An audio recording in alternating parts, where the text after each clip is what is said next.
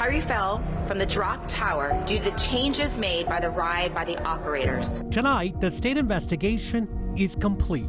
There are consequences to not following the laws here in the state of Florida. The Orlando freefall set to be torn down. You got the evidence right there that everything was just wrong that night. As Tyree's loved ones pray for justice.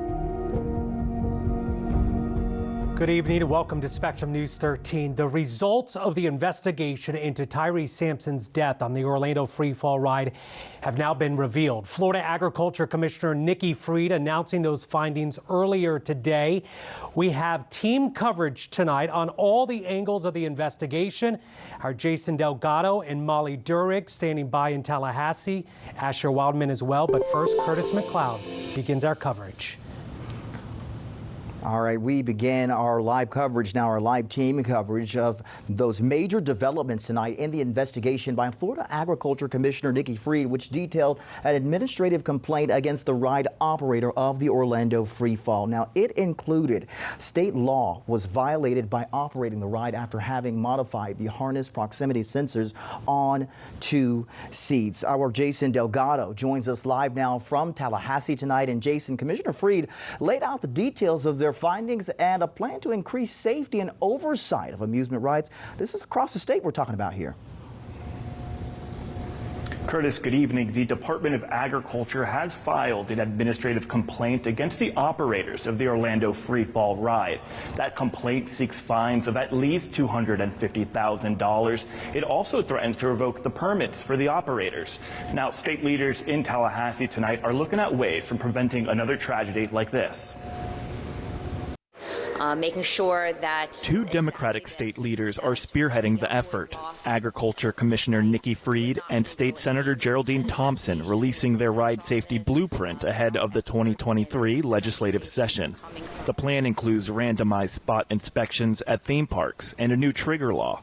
That will prompt a mandatory inspection anytime there are adjustments to ride safety features. The investigation into 14-year-old Tyree Sampson's death found that a safety sensor on 2 of the freefall ride seats had been adjusted to widen the gap between the harness and seat to accommodate larger riders. The findings also showed Tyree was over the ride's 286-pound weight limit at the time of his death. Another component of the proposal is ride training for employees. Fried is leaving office in January. She is calling on lawmakers to deliver on the changes. this, again, is not a Republican or a Democratic issue.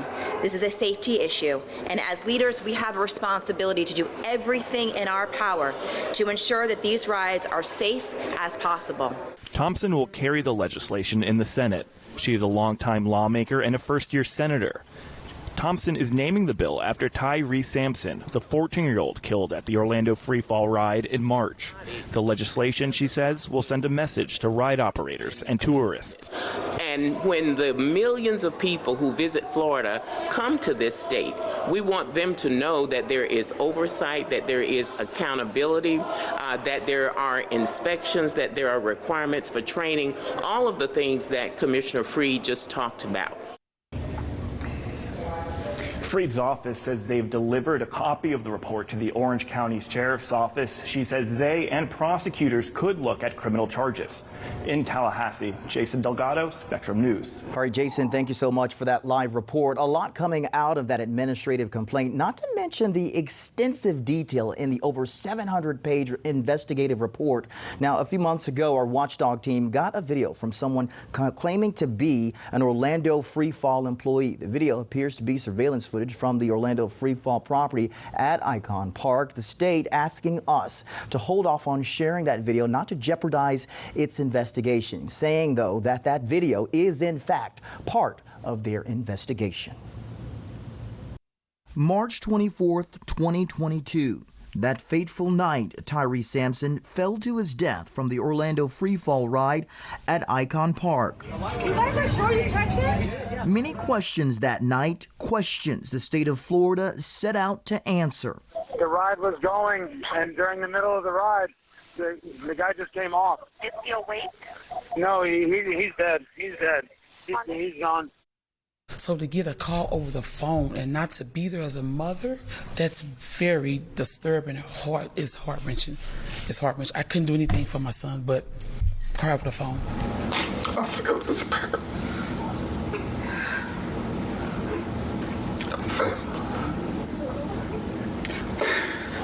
And that eats me up every day. Obviously, we're going to look into this further. We're going to work with all the authorities. It's just to be a terrible tragedy. We are committed to find out what happened. And until we are, we will not operate this ride. March 25th, 2022. That's the day after Tyree Sampson fell from the Orlando freefall ride. This is surveillance video from inside the freefall ride property at Icon Park. The video given to Spectrum News by a person claiming to be an Orlando freefall employee. We took this video to the Florida Department of Agriculture and Consumer Services. Representatives tell us that a raw copy of this video is part of their overall investigation. Scrubbing through, things look pretty routine, but take a close look. Here's where things get a bit interesting. Two people who the Department of Ag believes were hired by the Slingshot Group are looking at what appears to be a binder of documents. One of them starts to sign and check off the document with a pen. State representatives say it appears to be signing off on work that was never completed, meaning an employee likely signed off on inspection reports without actually inspecting the ride. According to the Florida Department of Agriculture, state statute says that essentially ride inspections must happen daily. It also lays out that each inspection must be recorded on a form prescribed by department rule and signed by the person who actually conducted the inspection. Looking at the administrative complaint, that likely didn't happen when it comes to the freefall ride. The state says through its investigation, the department discovered that the respondent's inspection and maintenance record keeping was also deficient. It goes on to say that daily inspection reports showed certain inspections as having been completed by an employee who was not on duty at the time the inspection purportedly took place. After Tuesday's freefall press conference, the Commissioner of Agriculture talking one-on-one with us.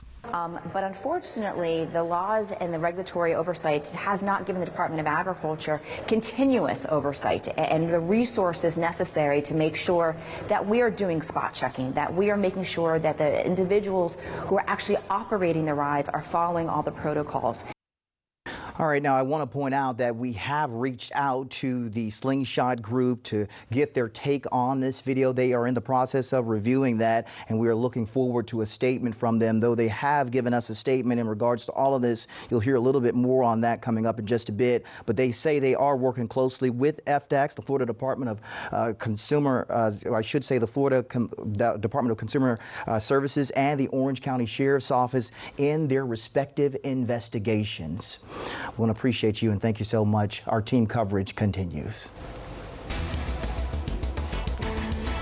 Coming up at the bottom of the hour, our team coverage continues. My fellow watchdog reporter Molly Durig takes a closer look at the ride's implications. We'll speak with a ride expert on how the modification of the ride seat contributed to the death of Tyree Sampson. Back to you. And much more still ahead in moments. Agriculture Commissioner Nikki Fried says she's turning evidence over to the Orange County Sheriff's Office to investigate potential criminal charges. How the ride's operator is responding. That much more, plus weather on the ones as we continue here on Spectrum News 13.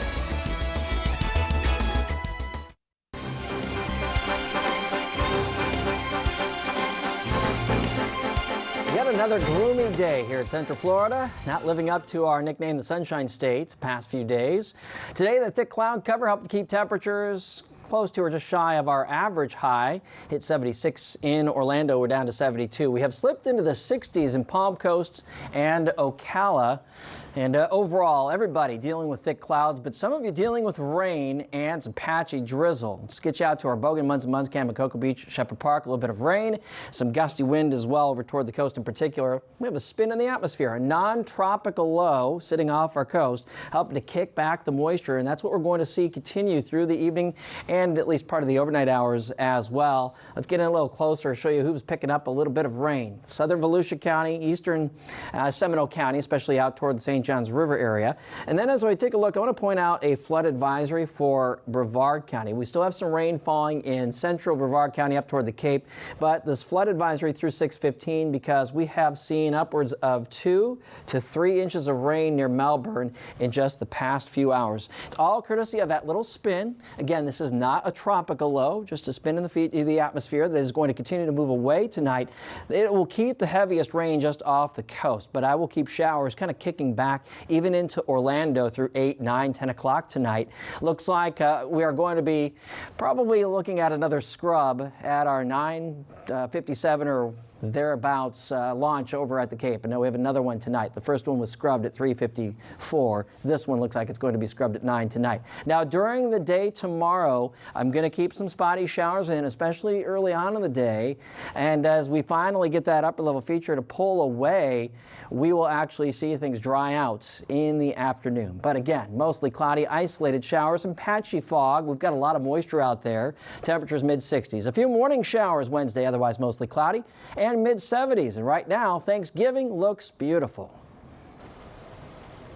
Brian, thank you. Our team coverage continues now at 5. And what happens next with the slingshot ride at Icon Park? Florida Agriculture Commissioner Nikki Fried suggests the Orange County Sheriff's Office may now look into the matter from a criminal perspective.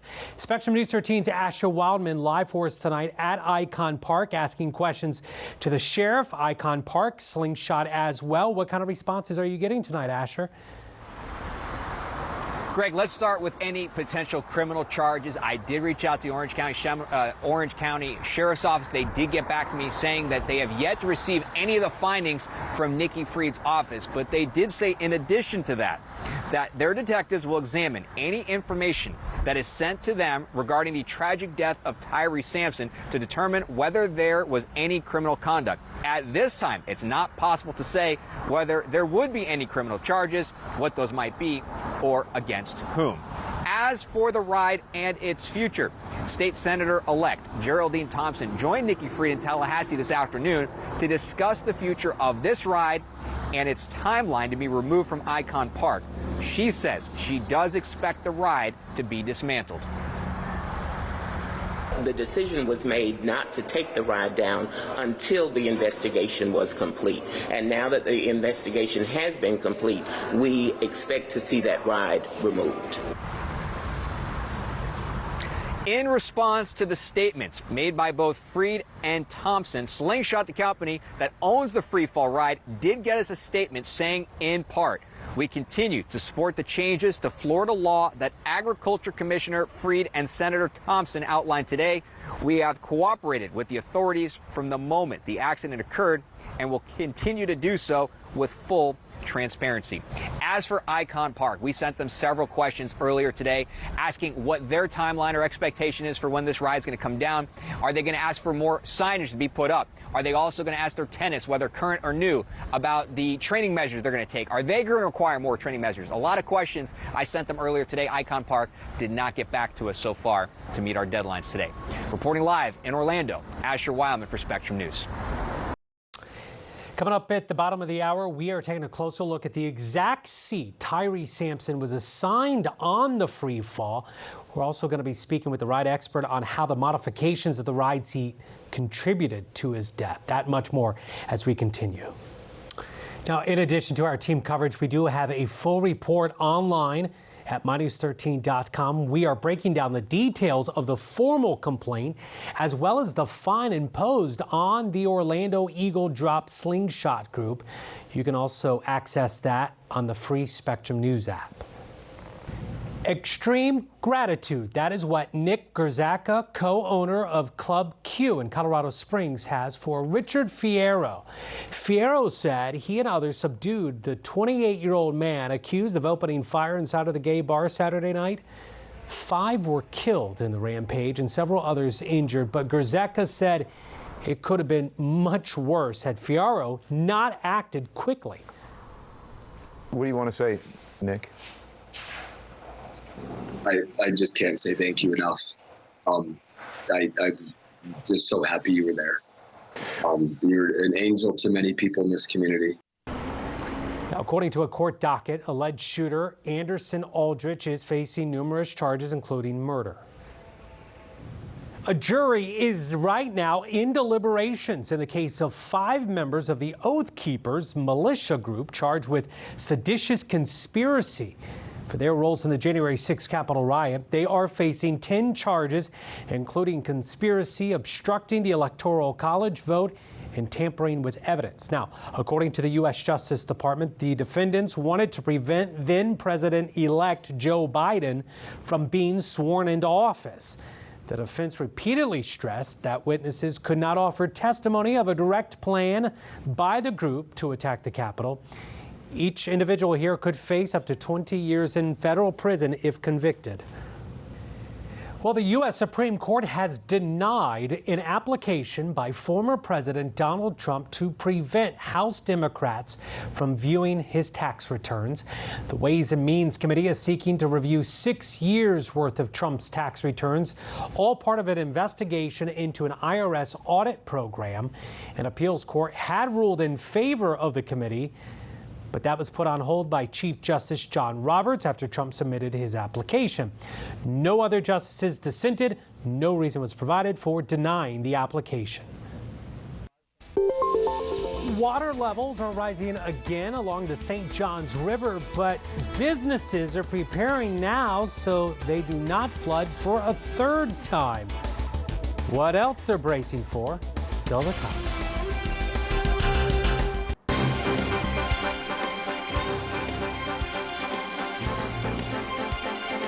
Yet another very gloomy, dreary day with some rounds of showers, the heaviest rain over in Brevard County today. We're hoping we can get rid of the gloom for Thanksgiving, and right now it looks like we will do so.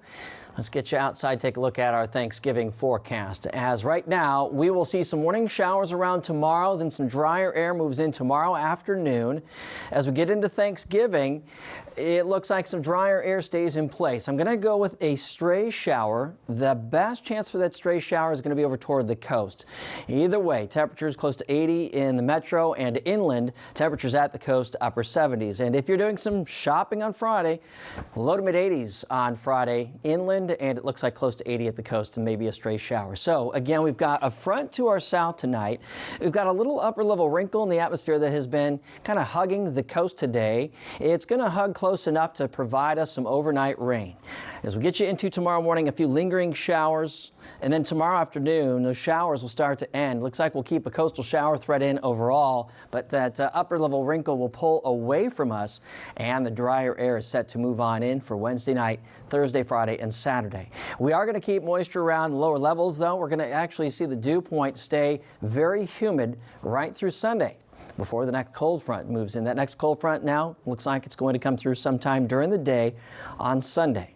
We'll find out what changes we have in the 7-day coming up. So overnight scattered showers, maybe a clap of thunder, temperatures in the 60s. Your Wednesday forecast, some morning showers around, then mostly cloudy, temperatures low to mid 70s, a few upper 70s in Brevard County. If you're out at the beach, surfing is looking poor tomorrow. Wave swells 4 to 5 feet, going to be all over the place. A high rip current risk. Small craft, you'll want to use caution tomorrow. The sea is still running 3 to 5, occasionally 6 feet. So mid 70s tomorrow, that rain chance in the morning. Your Thursday, Thanksgiving Day forecast 80, 84 on Friday and Saturday. Maybe a stray shower. Again, the best chance will be toward the coast. Our front sweeps in during the day on Sunday. Behind it, sunshine and temperatures just slightly cooler in the mid 70s for Monday.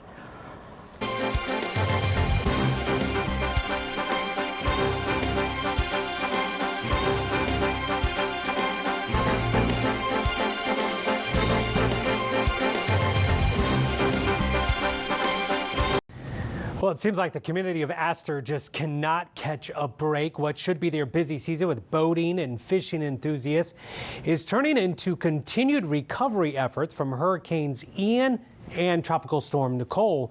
The community still concerned about flooding with more rain expected in the days to come. And it seems like it's not going anywhere anytime soon. Spectrum News 13's Katie Strite talking with the business owner who's really feeling the impact after the storm. Reeling from the storm. This is the one that we use to do the repairs on the boat slips. This campsite has been in James Powell's family since 1970. They've seen their fair share of storms, but nothing like Hurricane Ian and Tropical Storm Nicole. This is the problem here for sure.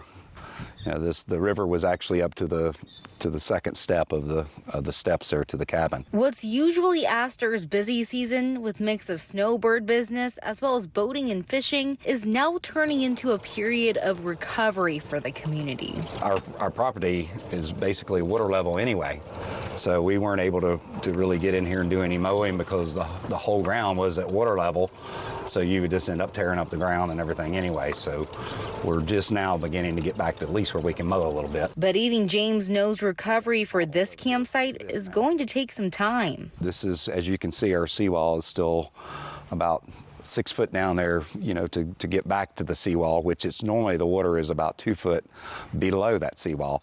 So we still got a lot of water to get out of here. As of Tuesday, the river remains at moderate flood stage. For James, there's not much he can do now. The unfortunate part about this is we can't get in, we can't get any boats in there because the water's so high that, you know, hit the roof of the boats and stuff and all. So we're basically limited on anything right now. It's not just James's business that is suffering, but many of the restaurants in Astor depend on the busy season. That's heartbreaking. You know, this is what Astor is. I mean, it's a fishing and boating community, and you basically have shut that down. James isn't expecting the water levels to decrease until after New Year's. It'll be then when he can look at the damage from the storm. In Astor, Katie Straight, Spectrum News. James Powell says if you want to help the community of Astor plan a trip while boating and fishing are limited, there are still a lot of restaurants who would love your business. FEMA is giving more time to apply for federal disaster assistance related to Hurricane Ian. The deadline is now going to be January 12th. There are a number of counties, 26 counties, that have eligibility for FEMA assistance. Brevard, Flagler, Lake, Orange, Osceola, Seminole, Volusia counties, they all are included. FEMA says you can apply for aid at a disaster recovery center in your area or online at disasterassistance.gov. Looking at the specifics of the ride manual, how modifications led to the death of a teenager, and how the state is looking to bring justice for his family. That much more as we continue. And a permanent revocation of the ride's operating permit in the state of Florida. Heavy fines levied against the owners of the Orlando Free Fall. In my opinion, it was completely avoidable. Ride experts are identifying the flaws in the operations on the day of Tyree Sampson's death. Welcome back to Spectrum News 13 and our coverage of the free fall death investigation. We have team coverage in studio on International Drive and in Tallahassee. All of our reporters, Molly Durig, Jason Delgado, Asher Wildman, standing by with extensive insight. But we want to begin here with Spectrum News 13 anchor and watchdog investigative reporter Curtis McLeod, who has also been extensively on this. And Curtis, bring us up to speed now on some of these new aspects on our special coverage this half hour, including Nikki Fried. We are hearing more from her as she is also asking the sheriff's office to take a look, plus ride experts and safety experts are giving us some insight as well. Good evening once again. Ever since the tragic death of 14-year-old Tyree Sampson back in March, we've been digging into amusement ride safety here in Florida, trying to understand exactly how safe the state's rides are and whether there's room for improvement. Spectrum News watchdog reporter Molly Durig spoke to ride safety experts about the rules and regulations we have now. The state of Florida had the tools. They had the standards. In my opinion, it was completely avoidable. I would just love your expert opinion on anything we can glean from this video as far as what opportunities there are for improvement. Operational safety consultant Brian Avery quite literally helps write the book on amusement ride safety standards as a member of the international committee that establishes them, ASTM F24. He's worked in the amusement industry for nearly 30 years with a focus on safety and risk management. He served as an expert witness and has been published in several industry safety manuals. Now he teaches in the University of Florida's Department of Sport Management. Avery noticed a safety hazard before 14-year-old Tyree Sampson even enters the frame in this security video. They are in the ride envelope. Based on what I can, glean from this is that the ride is operational. Avery says the 2 ride attendants on duty that night in March shouldn't have been inside that fencing area, so close to the drop tower ride while it was still running. That's a safety hazard for them, as well as the guests. In the rare case, something goes wrong. What they gotta appreciate is that just because you see it come down softly each and every time, doesn't mean there's not gonna be a day where the cables break on this thing or the hydraulics give out and it just goes bam to the ground and you're in the middle of it. Avery says it's not just about these 2 individuals, but rather the training they did or did not receive. Unfortunately, I think training in general in the state of Florida and the requirements associated with are sorely lacking. Avery says Florida's statutory language about training is too vague. There's no requirement for how long it should last or even for attendants to read operation manuals for the ride they're running. The state's administrative complaint confirms free-fall ride attendants were never provided a copy of the Drop Tower's ride manual. It isn't long before Avery points out another problem, the lack of any signage indicating the ride's weight limit. That weight limit is specified in the ride's manual as 130 kilograms, which equals just over 286 pounds. That's nearly 100 pounds under what Tyree weighed, according to the state's administrative complaint. But the ride's owners didn't seem to be aware of that weight limit when they spoke at a presser before the free fall first opened. No, there's no weight limit. Safety signage and or warning information is important for a guest to become familiar with so they can evaluate what is this ride in relation to me and or should I expose myself to this particular ride. But Avery says Tyree wasn't made aware he wouldn't fit the ride because there was no signage posted about the weight limit. The state of Florida didn't require that signage, Avery says, because it wasn't a requirement from the ride's manufacturer. But Avery says the state should have posted the ride's weight limit anyway, in accordance with international amusement ride safety standards, the very same ones cited in Florida statute. In there, it acknowledges ASTM as being the baseline. Another issue that concerns Avery? The redundancy, unfortunately, as we've learned, was just in the harness. So there was no secondary fail-safe system here. No secondary restraint or seatbelt, despite the ride's manual specifically mentioning one. If Florida actually abided by the international safety standards it's adopted as law, Avery says the state would have required a hazard analysis for the freefall ride, which would have likely revealed the need for a secondary restraint. But Avery says Florida skirted that requirement thanks to vague statutory language. There's language that talks about just general conformance. There's no room for general conformance in an affidavit when you're conducting these kinds of analysis. The standard is exacting, the requirements to comply are exacting, and safety is exacting. Statistically, the likelihood of being killed or seriously injured on an amusement ride is low. But Avery says there's more the state of Florida could be doing to diminish the risk for future riders like Tyree. You can't, in my opinion, rationalize away someone's death and or someone being severely injured. The ones that are impacted, they need a voice that says this can be prevented and here's how we can do so. So what are we waiting for? All right, as part of today's news conference, Commissioner Freed acknowledged the need for more stringent safety regulations for amusement rides. Now, we did have the opportunity to speak one-on-one with Commissioner Freed today about the concerns our safety expert raised with Molly. One of his major concerns was a lack of training and oversight, something Commissioner Freed explained. But unfortunately, the laws and the regulatory oversight has not given the Department of Agriculture continuous oversight and the resources necessary to make sure that we are doing spot checking, that we are making sure that the individuals who are actually operating the rides are following all the protocols. The Tyree Sampson law also addresses other safety components like signage and maintenance. For a full rundown of the report and investigative findings, you can head over to My News 13, or I should say Spectrum News, the Spectrum News app. We've posted the document as well as reactions from Tyree Sampson's loved ones and legislators. Back to you. Curtis McLeod and our team, thank you. New experiments will soon be on the way to the International Space Station. What's on board and what researchers are looking to discover? That much more. Plus, got to talk about weather on the ones already impacting one afternoon launch. We'll get to that and a whole lot more as we continue on this Tuesday here on Spectrum News 13.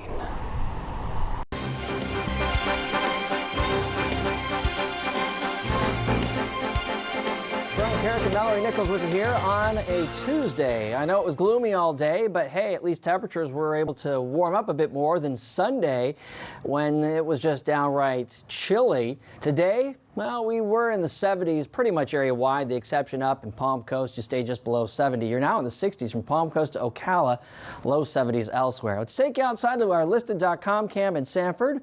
As we've got pretty good cloud cover and a breeze in place, we are about ready to see a shower that will pass through the Sanford area. It's all associated with a spin. This is a non-tropical spin just off our coast, and that little spin kicking back the moisture toward the coast today. Again, just a few spotty showers right now. Light activity pushing through Volusia, Seminole County, so Geneva, and now encroaching on the eastern side of Oviedo. A little bit of a moderate rain shower just to the east of Oviedo and near Chuliota, and then down to the east side of Orlando, starting to see some light rain. The heavier rain is over toward Brevard County, out toward the Cape, Merritt Island, picking up some heavy rainfall, and out toward the launch pads, some steadier rain. Same thing here in southern Brevard County near Palm Bay, Grant, Valkyria, and Mico.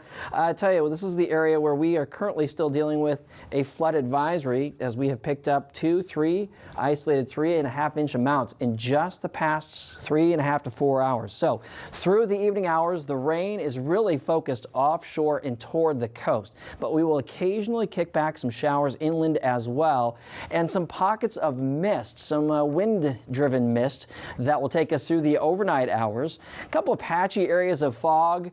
That is not out of the question tomorrow morning. Notice through 3, 4, 5 in the morning, still a few spotty showers, especially south and east of I-4. Showers tomorrow morning will start to taper off. We're going to go mostly cloudy tomorrow afternoon. So again, overnight, mostly cloudy, a few isolated showers, pockets of some mist and some patchy fog, mid-60s. Your Wednesday forecast, a few morning showers, otherwise mostly cloudy and pretty close to seasonable levels, highs in the mid-70s.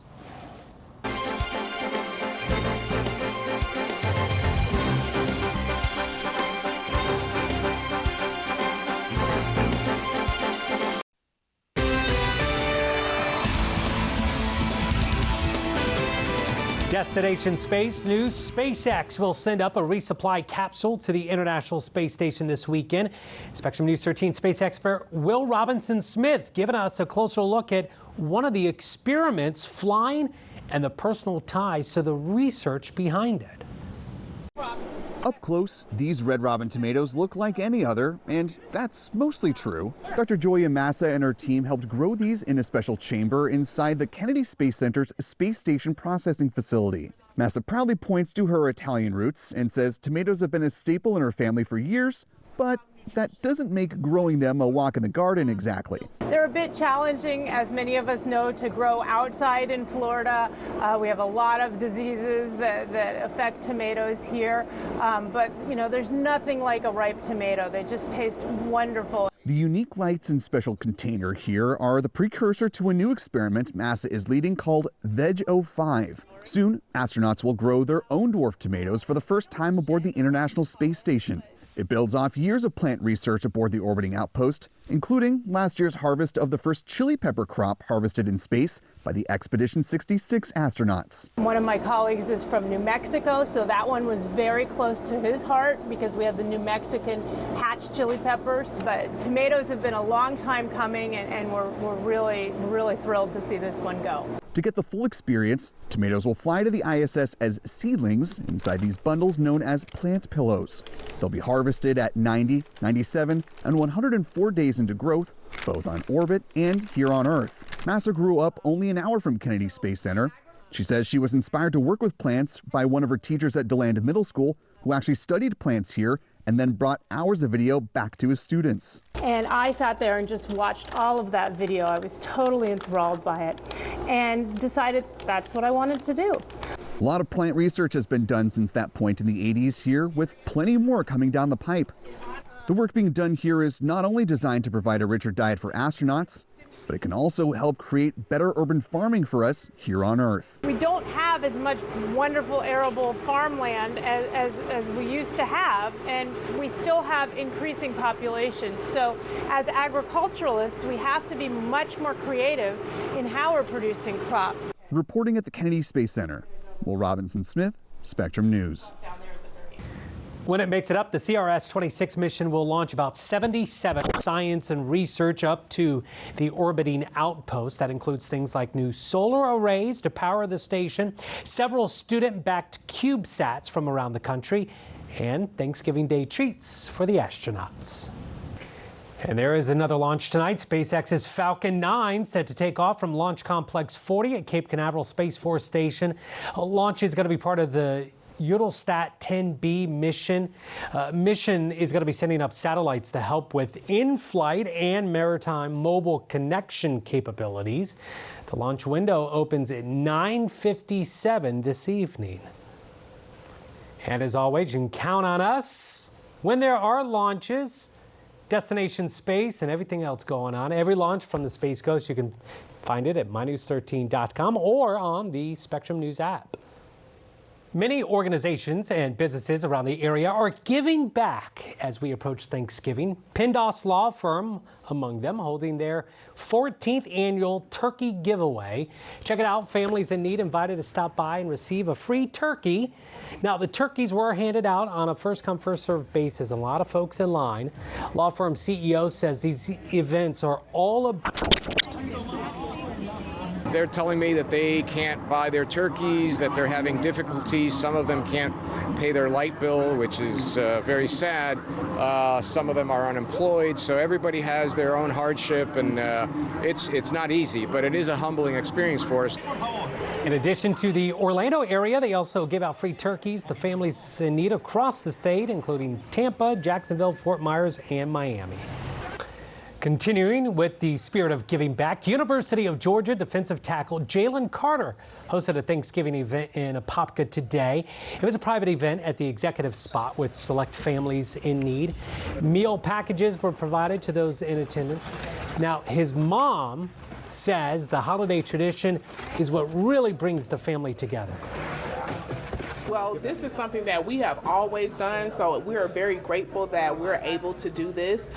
It just gives us a sense of joy. Carter is an Apopka native and believes that it is important to give back to his community.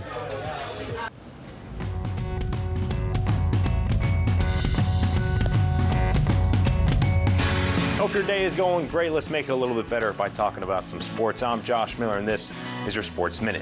New face for the Orlando City soccer squad, Felipe Martins, joins the Lions. The Brazilian veteran was signed to a one-year contract with an option for 2024. Martins ended last season with Austin FC, making 5 starts, appearing in 28 matches. He chipped in a goal, 3 assists to help them get to the Western Conference Final. Some World Cup. A shocked Lionel Messi in Argentina earlier today, 2-1.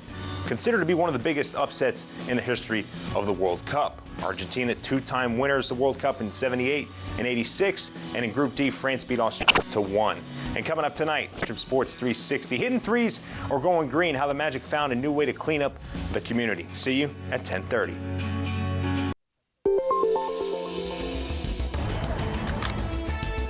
A man with a hobby now getting to show it off for Disney enthusiasts. Our Allison Walker is taking us on the town and off the beaten path in moments.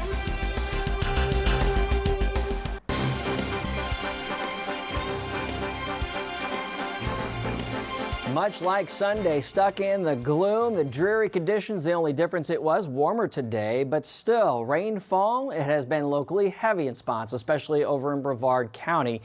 And nothing, though, like we saw on this day in weather history. Let's go back to November 22nd through the 24th, 1984. Flagler, Volusia, and Brevard counties. We had a strong area of low pressure develop just off the East Coast, brought gale force winds and heavy rain, extensive flooding in coastal beachy roads, erosion up and down the East Coast. Many structures damaged or destroyed. Piers also damaged. Again, that was the Great Thanksgiving forecast, a holiday storm that appeared November 22nd through the 24th, 1984. That's not what we're dealing with now, although we do have a little upper level wrinkle in the atmosphere I'll get to in just a second, helping to provide us those showers, and it's going to keep around at least through tonight. Now, I want to quickly take a look at the tropics just to give you an update. No tropical development is expected, and that's good news as we wind down the hurricane season. So let's get back to discussing our upper level feature. That wrinkle in our atmosphere kind of hugging the coast today. Lots of moisture available. Everything in pink and blue, higher moisture content in the atmosphere, and that's why we've had several inches of rain over into Brevard County in particular. Stalled front to our south, not moving. It's going to kind of waver back and forth toward the straits throughout the next couple of days. Meanwhile, our little wrinkle in the atmosphere will pull away from us tomorrow. We're going to keep the rain around tonight. A few rumbles of thunder possible. Tomorrow, some rain early. Those showers are set to end, though, before noon. We'll keep a coastal shower threat in through the afternoon and evening. But overall, yeah, we're going to lower the rain coverage tomorrow afternoon, and Thanksgiving looks really, really nice. All right, pollen forecast brought to you by Van Dingen & Law. Running low tomorrow because of all the rain that we've had. Here's that 7-day. Showers in the morning tomorrow, they're mostly cloudy. 80 degrees, partly sunny, a stray shower on Thanksgiving. Low to mid-80s Friday and Saturday. The next front comes through Sunday, drops us into the mid-70s by Monday.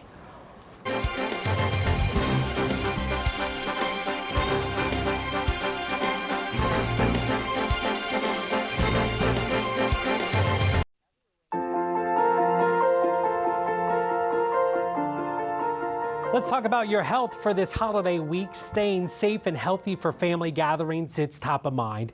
And with severe respiratory illnesses spreading, you may want to take extra steps to protect yourself and your loved ones this Thanksgiving. Centers for Disease Control recommends making sure your vaccinations are up to date. Wash your hands frequently. And if you start to experience symptoms, be sure to make people aware and try to avoid large gatherings.